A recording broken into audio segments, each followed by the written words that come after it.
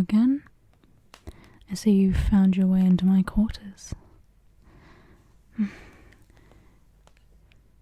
You caught me at a bad time, with my feet up like this, next to the fire, about to delve into some Christmas stories.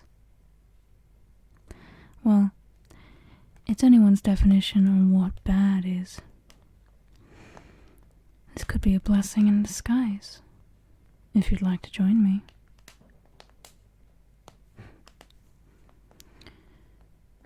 I thought you might like to. Why don't you take a seat? I was just about to start with what Christmas is as we grow older.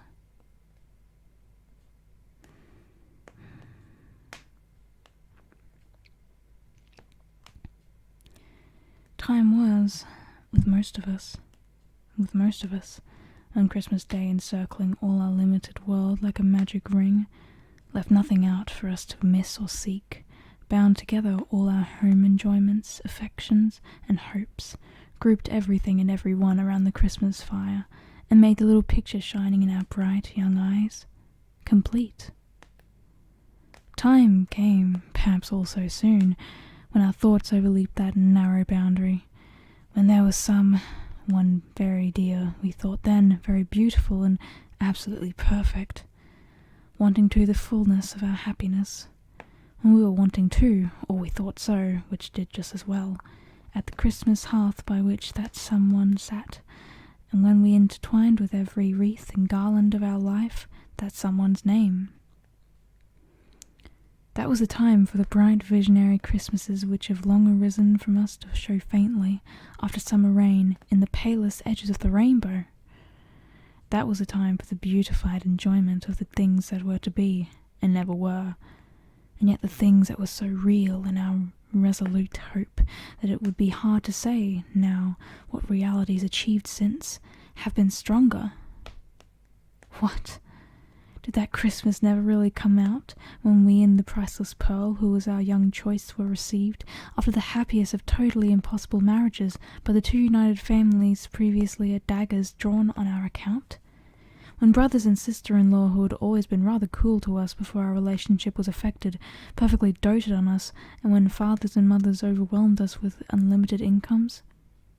Was that Christmas dinner never really eaten, after which we arose, and generously and eloquently rendered honour to our late rival, present in the company, then and there exchanging friendship and forgiveness, and found an attachment not to be surpassed in Greek or Roman story, which subsisted until death?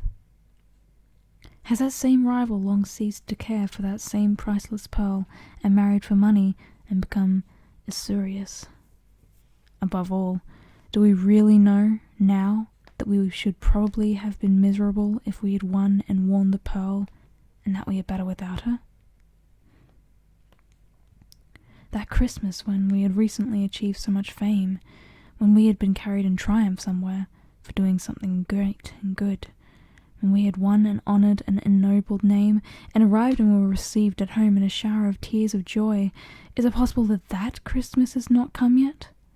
And is our life here, at the best, so constituted that, pausing as we advance to such a noticeable milestone in the track as his great birthday, we look back on the things that never were, as naturally and full, as gravely as on the things that have been and are gone, or have been and still are? If it be so, and so it seems to be, must we come to the conclusion that life is little better than a dream, and little worth the loves and strivings that we crowd into it? No. Far be such miscalled philosophy from us, dear reader, on Christmas Day. Nearer and closer to our hearts be the Christmas spirit, which is the spirit of active usefulness, perseverance, cheerful discharge of duty, kindness, and forbearance. It is in the last virtues especially that we are, or should be, strengthened by the unaccomplished visions of our youth. For who shall say that they are not our teachers to deal greatly even with the impalpable nothings of the earth? Therefore, as we grow older, let us be more thankful that the circle of our Christmas associations and of the lessons that they bring expands. Let us welcome every one of them, and summon them to take their places by the Christmas hearth. Welcome, old aspirations, glittering creatures of an ardent fancy, to your shelter underneath the holly. We know you, and have not outlived you yet. Welcome, old projects and old loves, however fleeting, to your nooks among the steadier lights that burn around us. Welcome, all that was ever real to our hearts, and for the earnestness that made you real, thanks to heaven. Do we build no Christmas castles in the clouds now? Let our thoughts, fluttering like butterflies among these flowers of children, bear witness. Before this boy there stretches out a future, brighter than we ever looked on in our old romantic time, but bright with honour and with truth. Around this little head on which the sunny curls lie heaped, the graces sport as prettily, as airily, as when there was no scythe within the reach of time to shear away the curls of our first love. Upon another girl's face near it, placider but smiling bright, a quiet and contented little face, we see home fairly written, shining from the word, as rays shine from a star. We see how, when our graves are old, other hopes than ours are young, other hearts than ours are moved.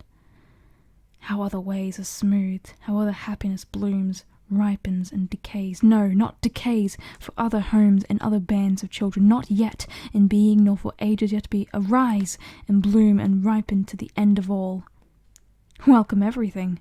Welcome alike what has been, what never has, and what we hope may be, to your shelter underneath the holly, to your places round the Christmas fire, where what is sits open-hearted?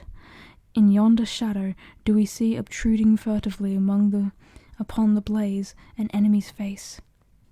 By Christmas Day we do forgive him. If the injury he has done us may admit of such companionship, let him come here and take his place. If otherwise, unhappily, let him go hence, assured that we will never injure nor accuse him. On this day we shut out nothing. Pause, says a low voice. Nothing? Think. On Christmas Day we will shut out from our fireside nothing. Not the shadow of a vast city where the withered leaves are lying deep, the voice replies. Not the shadow that darkens the whole globe? Not the shadow of the city of the dead? Not even that. Of all days in the year we will turn our faces toward that city upon Christmas Day, and from its silent hosts bring those we loved among us. City of the dead, in the blessed name wherein we are gathered together at this time, and in the presence that is here among us, according to the promise we will receive and not dismiss thy people who are dear to us. Yes, we can look upon those children angels at a light, so solemnly, so beautifully among the living children by the fire, and can bear to think how they departed from us. Entertaining angels unawares, as the patriarchs did, the playful children are unconscious of their guests, but we can see them, can see a radiant arm around one favourite neck as if they were attempting of that child away. Among the celestial figures there is one, a poor misshapen boy on earth, of a glorious beauty now, of whom his dying mother said it grieved her much to leave him here, alone, for so many years as it was likely would elapse before he came to her, being such a little child. But he went quickly and was laid upon her breast, and in her hand she leads him. There was a gallant boy who fell, far away, upon a burning sand beneath a burning sun, and said, Tell them at home with my last love how much I could have wished to kiss them once, but that I died contented and had done my duty. Or there was another over whom they read the words, Therefore we commit his body to the deep, and so consigned him to the lonely ocean, and sailed on. Or there was another who lay down to his rest in the dark shadow of great forests, and on earth awoke no more. Oh, shall they not, from sand and sea and forest, he be brought home at such a time? There was a dear girl, almost a woman, never to be one, who made a mourning Christmas in a house of joy, and went her trackless way to the silent city. Do we recollect her, worn out, faintly whispering what could not be heard, and falling into that last sleep for weariness?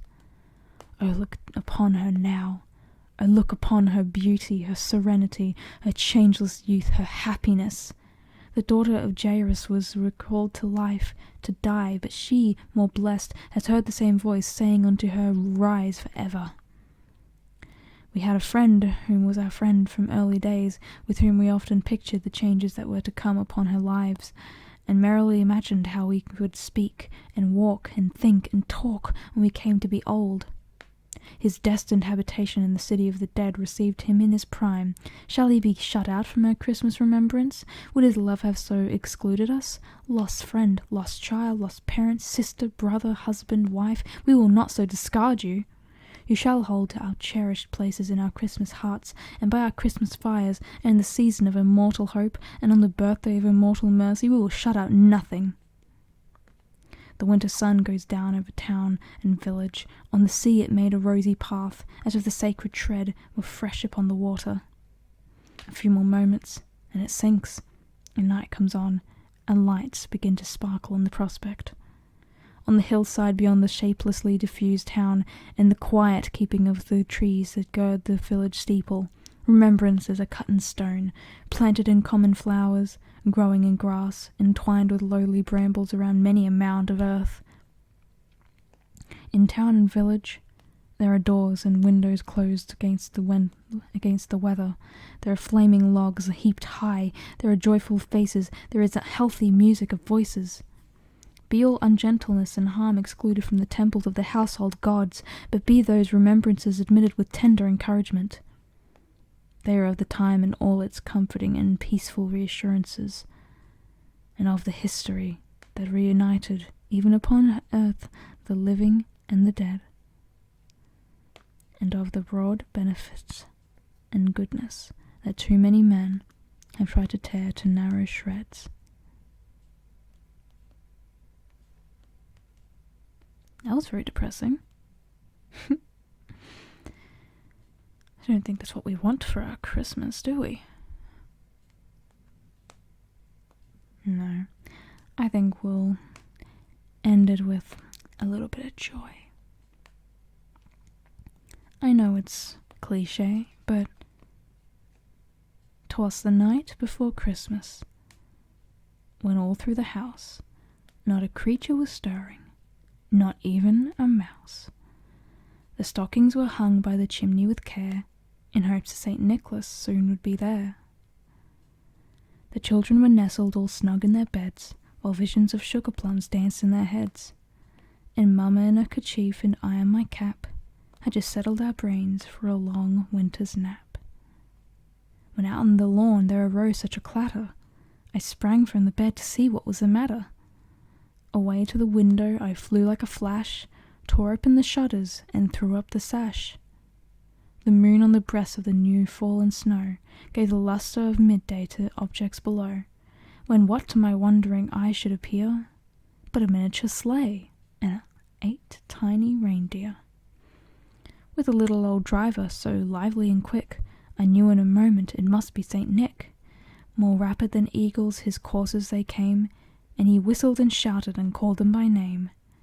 Now Dasher, now Dancer, now Prancer and Vixen, on Comet, on Cupid, on Donner and Blitzen, to the top of the porch, to the top of the wall, now dash away, dash away, dash away all. As dry leaves that before the wild hurricane fly, when they meet with an obstacle, mount to the sky, so up to the housetop the coursers they flew, with a sleigh full of toys, and St. Nicholas too.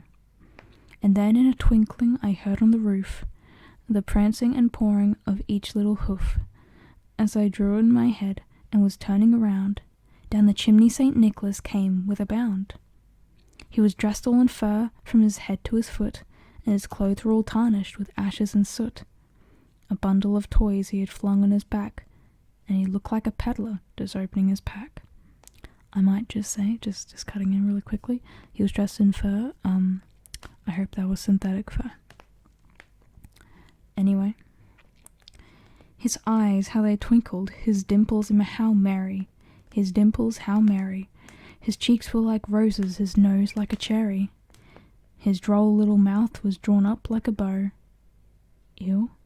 And the beard of his chin was as white as the snow. The stump of a pipe he held tight in his teeth, and the smoke had encircled his head like a wreath.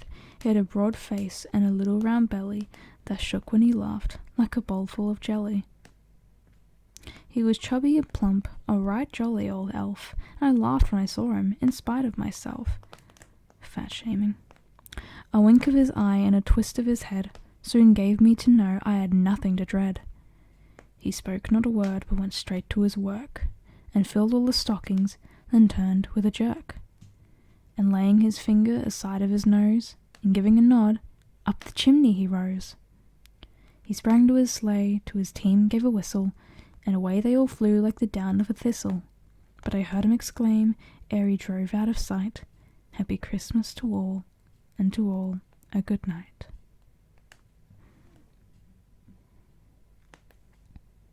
Now I think it's time for all of you to go to bed now. Merry Christmas. Good night.